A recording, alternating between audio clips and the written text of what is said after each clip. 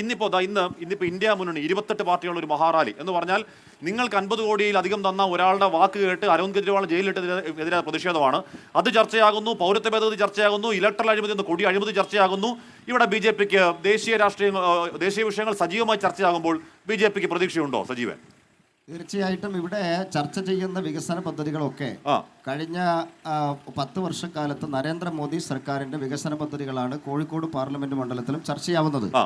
അതിന് ഫ്ലക്സ് വെച്ച് പരസ്യം നൽകുക എന്നതിൽ കവിഞ്ഞ് ഒരു പ്രവർത്തനവും ശ്രീ M.K. രാഘവൻ MP എന്നുള്ള നിലയിൽ ഇവിടെ ചെയ്തിട്ടില്ല.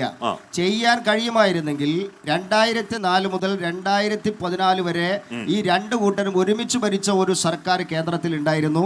ആ സമയത്തായിരുന്നു ഈ ഗീർവാണമൊക്കെ പറയേണ്ടിയിരുന്നത്.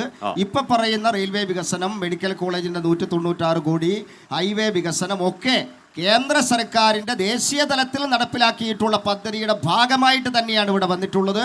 ഇവിടെ അമൃത് പദ്ധതിയിലൂടെ കഴിഞ്ഞ പോയ വർഷം മാത്രം 432 കോടി രൂപ ഈ കോഴിക്കോട് സിറ്റിയിൽ കേന്ദ്ര സർക്കാരിന്റെ ചെലവ് നടത്തിയിട്ടുണ്ട്. അതുകൊണ്ട് വികസനമാണ് ചർച്ച ചെയ്യുന്നതെങ്കിൽ, അതാണ് ജനങ്ങൾ ആഗ്രഹിക്കുന്നതെങ്കിൽ തീർച്ചയായിട്ടും ജനങ്ങൾ മാറ്റത്തിന് വേണ്ടിയിട്ട് ആഗ്രഹിക്കുന്നു.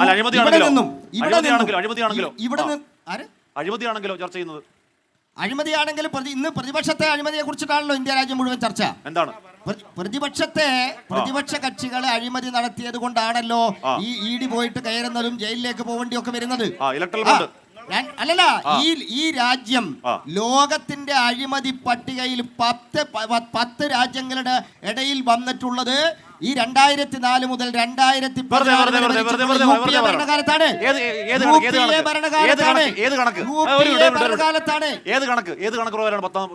പട്ടികയിൽ 10ാമത് എത്തിയത് ഏത് കണക്കാണ്? അതിനേക്കാൾ കൂടുതലാണോ? ഇപ്പൊ എത്രയാണ്?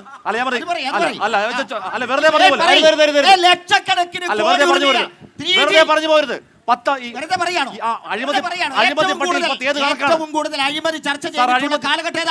പട്ടികയിൽ 10ാം താങ്കൾ പറഞ്ഞു. ഏത് കണക്ക് പ്രകാരമാണ്?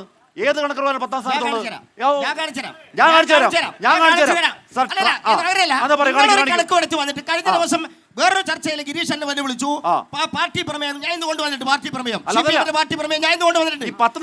പഠിച്ച കാര്യം മാത്രം അടിച്ചേൽപ്പിക്കുന്നത്. അഴിമതിയുടെ കാര്യം ഏറ്റവും കൂടുതൽ ഈ രാജ്യത്ത് ചർച്ച ചെയ്തിട്ടുള്ളത് 2004 മുതൽ 2014 വരെയുള്ള കാലഘട്ടത്തിലാണ്. ഈ UPA എന്ന് പറഞ്ഞുകൊണ്ട് LDF-ഉം UDF-ഉം ഒരുമിച്ച് പിന്താണിയിട്ടുള്ള സർക്കാരാണ്.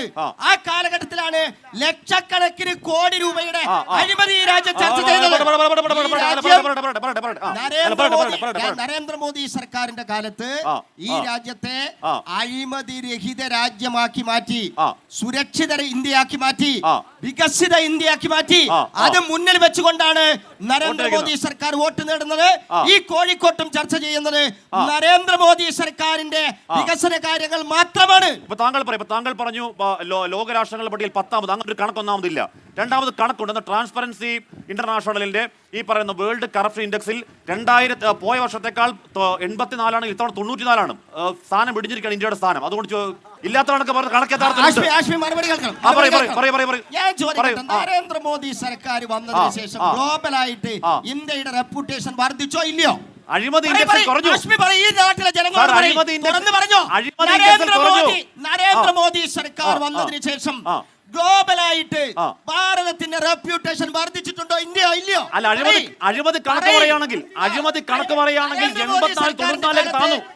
അഴിമതിയാണ് ചർച്ച ചെയ്തിട്ടുള്ളത്. ഇലക്ട്രൽ ബോണ്ട് കോടി അഴിമതി. ശരി രാഷ്ട്രീയ പാർട്ടിയുടെ ആളുകളും ഇലക്ട്രൽ ബോണ്ട് വഴി പണം മേടിച്ചിട്ടുണ്ട്. ഇവിടെ